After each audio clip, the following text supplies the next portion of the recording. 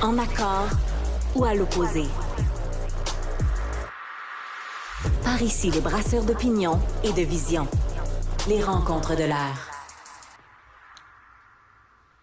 On va maintenant parler de tarifs dans les transports en commun, tarifs qui sont voués à augmenter. Il y a eu d'ailleurs une manifestation à ce propos-là. On rejoint Alexandre Moranville-Ouellette. Salut Alexandre! Hey, salut Jean-François. C'est vrai que le samedi, le 1er juillet qui s'en vient, c'est la journée du déménagement. Certes, la fête du déménagement, oserais-je dire, mais c'est aussi, malgré tout, la journée où on va augmenter les tarifs autour de tout ce qui est le transport métropolitain de Montréal. L'ARTM, dans son grand ensemble, va augmenter de 3% ses prix partout, Jean-François.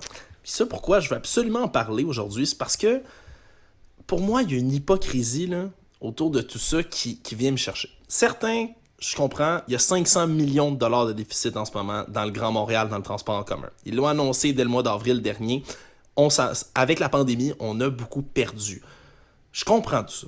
Mais après ça, tous les paliers de gouvernement, la société au grand complet, on est rendu à remettre en question le modèle de l'automobile, surtout l'auto à essence. T'sais, maintenant, on veut se diriger vers des voitures électriques ou on veut prendre le transport en commun.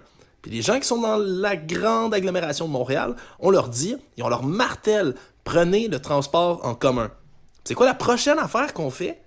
On augmente les tarifs. Puis là, tu vas me dire, d'accord, c'est 3%. Mais ce matin, je jasais avec une des femmes qui est derrière justement la manifestation, là, Mme Julie Corbeil, qui est avec la table régionale des organismes volontaires d'éducation populaire. Puis elle, ce qu'elle me disait, c'est qu'on a tendance à oublier, là, nous qui payons notre passe. Par exemple, dans le Grand Montréal, la passe A, juste l'île, ça passe de 94 à 97 $. OK, juste 3 $, vous allez me dire, par mois pour cette passe-là. Le problème, c'est qu'il y a déjà des gens, eux, qui sont incapables de suivre une passe. Les moins fortunés de la société qui n'ont pas de voiture, ça coûte une fortune d'avoir une auto, le gaz vaut une fortune, les autos usagées valent une fortune. C'est pas une option pour une grosse frange de la population. Ils font prendre le transport en commun, mais pour certains, c'est trop cher. Même la passe mensuelle est trop chère. Alors à ce moment-là, on se tourne vers le tarif unitaire, là. Vraiment le billet simple, aller simple qu'on va utiliser. L'autre problème avec ça, c'est qu'il augmente lui aussi.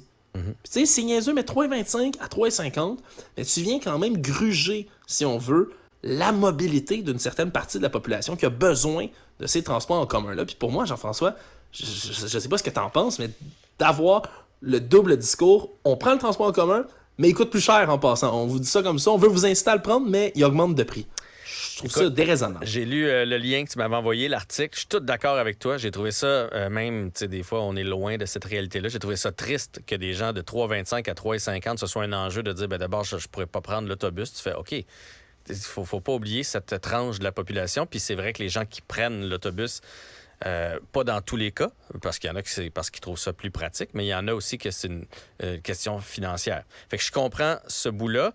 Je comprends aussi le bout, tu sais, il y a le REM qui arrive, tout ça, on veut être plus écologique, on veut plus de transport en commun. Fait que c'est un double discours de dire prenez-les, mais on vous l'augmente. D'un autre côté, je veux dire, l'inflation a monté partout. Les salaires des chauffeurs ont monté, l'essence a monté, les pneus ont monté. Quand il y a un bris, ça a monté. Quand on fait un changement d'huile, ça a monté. Je veux dire, tout a monté partout autour de l'autobus, autour du transport. Fait qu'on n'a quand même pas le choix de suivre le coût de l'inflation. Puis le coût de l'inflation, il est même plus haut que ça, là. Si on avait vraiment pris l'inflation, on aurait pu le monter de 6, 8, 10 % parce que la majorité des produits, c'est ça, sont en hausse de pas mal plus que 3 %. Fait que je trouvais quand même que 3 %, c'est raisonnable.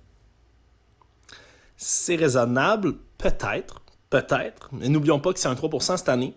Puis il risque d'avoir un autre 3 % dans les prochaines années aussi. Là, ça, c'est seulement pour 2023. Là. C'est le début de certaines augmentations aussi. Ajoute à ça le fait que le REM va rentrer dans la passe aussi. C'est quelque chose pour lequel on paye déjà. Si vous êtes en banlieue puis vous payez la grande tarification, les zones A, B, C, D, tout en même temps, mais vous payez déjà pour le REM. Il n'est pas en service, mais c'est déjà dans les services auxquels vous avez accès. Puis c'est pas encore là. Est-ce que le fait que le REM, avec l'intérêt de rendre ça rentable, parce que le gouvernement a besoin d'un succès, le REM a tellement été retardé, puis repoussé, puis retardé, puis là encore, on parle de 30 à 45 jours, alors que les tests ont commencé, je le rappelle, aujourd'hui, les toutes dernières phases de tests pour le REM. Est-ce que ça va augmenter les prix aussi, le fait que si le REM fonctionne moins bien? Il y a d'autres questions à se poser autour de ça, puis c'est peut-être juste, au-delà du 3 %, la symbolique autour du transport en commun.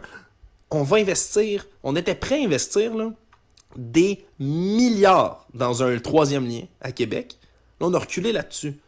Je comprends, le déficit, c'est 500 millions en ce moment, les transports en commun à Montréal. Ne pourrait-on pas mettre de l'argent là-dedans, au lieu justement de se plaindre, ah, ça coûte cher, l'inflation. Je le comprends, puis je le conçois. Puis c'est comme ça qu'ils l'ont justifié aussi, leur hausse. Mais quelque part, on peut pas vanter autant de transports en commun. On peut pas dire, oh, on ferme le tunnel, vous allez devoir prendre des navettes, puis vous trouvez... C'était quoi le slogan de Mme Guilbeault, déjà la ministre des Transports? C'était, trouvez-vous votre plan B. Mais si vous augmentez le coût du plan B, il y a un illogisme. Puis plus loin que ça, Jean-François, tu sais, il y a beaucoup de gens... 3 $ par mois, là. Je veux dire, si quelqu'un habite sur la Rive-Sud, a une maison sur la Rive-Sud, puis il peut pas mettre un 3 $ supplémentaire dans son transport en commun... c'est plus, par contre. Il faut pas... Ben, c'est 3 $ par mois. C'était 94 à 97. 3 $ par mois si t'es à Montréal, Jean-François. Ça, c'est si t'es à Montréal. Le reste des passes, là, ne coûte pas le 94 qui va devenir 97. Là, on parle de 120, 130, 150. Si tu prends la passe complète, là, avec tout, c'est au-dessus de 200 $. Puis là, ça augmente d'une autre dizaine de dollars parce qu'on indexe à 3%. On a vraiment de l'argent qui vient, là, qui augmente dépendamment d'où vous êtes dans la couronne de Montréal. Là, mais tu vas ferais venir quoi? chercher, je comprends. Mais tu ferais quoi? Parce que c'est bien... Ils font 500 millions de déficit. Si on l'augmente pas, l'année prochaine, ça va être 1 milliard de déficit, là, ou tout près avec l'inflation. Fait que je veux bien dire, on va investir dedans, mais à quelque part, c'est quand même notre argent qui va retourner dedans. Ça revient au même. Ça, je comprends. Ça, je conçois. Puis peut-être que c'est des hausses qui sont nécessaires. Mais au lieu de penser justement que c'est des hausses encore qu'on va faire à chaque année qui vont venir être capables de renflouer les coffres du transport en commun, je pense qu'il y a déjà des petites améliorations qu'on pourrait faire, Jean-François. Puis on s'entend là. Les groupes auxquels je parlais ce matin, eux rêvent du transport en commun collectif complètement gratuit. Ouais, on s'entend qu'on n'est vraiment pas là. On n'est vraiment pas là. On parlait aussi de tarification sociale. Ça, c'est intéressant, par contre. C'est quelque chose qu'on fait déjà à Québec. En passant, pour les gens qui sont moins fortunés, qui ont des revenus moindres, c'est 33% de rabais qu'il y a sur les abonnements, par exemple. C'est quelque chose qu'on fait dans plusieurs villes d'Europe aussi. Déjà là, tarification sociale, on a un intérêt. Valérie Plante en avait parlé en 2017, lors de sa première élection. On n'a pas avancé sur ce dossier-là. Déjà, elle risque de le rendre gratuit pour les personnes âgées. Ça, c'est déjà un bon pas. Mais sinon, JF, là, ça, c'est quelque chose qui vient me chercher profondément, là. Tout à l'heure, moi, je m'en vais rejoindre ma mère, ma famille sur la Rive-Sud. Je me rends à Boucherville. Quelque chose d'extrêmement facile là, en transport en commun à faire. Tant mieux. Félicitations. Mais dès que je prends la ligne jaune pour me rendre jusqu'au métro Longueuil, que je sors du métro Longueuil, Jean-François, ça, tout va bien. Ma passe fonctionne.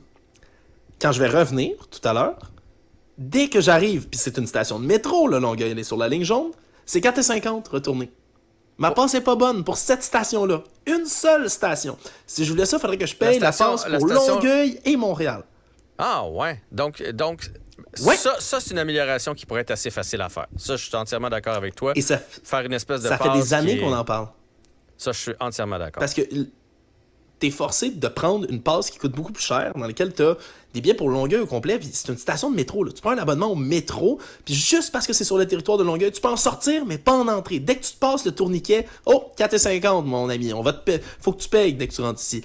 C'est, je trouve, puis il y en a comme ça, et c'est la même chose à Laval. Quand tu te rends jusque-là, c'est illogique, puis on dirait qu'on pense notre transport en commun des fois en cabochon. Puis il y a des gens là, qui se sont plaints de ça à la grandeur contre la RTM, puis ça, sont comme pas prêts à le changer, c'est trop compliqué. Mais ça dissuade les gens d'aller sur la Rive-Sud direct. Là. Tu payes déjà ta passe là, bientôt 97 $ par mois. Tu peux-tu juste prendre le métro au complet puis pas être bloqué d'une seule station dans tout le réseau? Moi, il y a des premiers pas à faire, on dirait. Puis pour moi, de donner une augmentation, de donner une petite claque à la gueule sans au moins dire, hey, en passant, on rend ça plus efficace. On est capable de rectifier des petites idioties comme ça. Là, c'est une idiotie, là, je trouve, de devoir payer pour revenir pour une station pour laquelle tu as le droit de sortir. Je trouve ça stupide. J'ai plein de la misère, moi, à justifier des augmentations quand on a de la difficulté à rendre plus efficace un réseau par des changements qui sont minimes, là, vraiment minimes, selon moi, Jean-François. Ouais, si tu avais eu plus de services, en tout cas annoncés, parce que des fois, ils ne livrent pas toujours, mais au moins annoncés en même temps que la hausse, ça aurait été pas mal mieux. Alexandre, je peux te faire un lift sur la Rive-Sud, si tu veux. Je peux t'amener ben là, ça, c'est donc une bonne nouvelle. Ça te coûtera rien.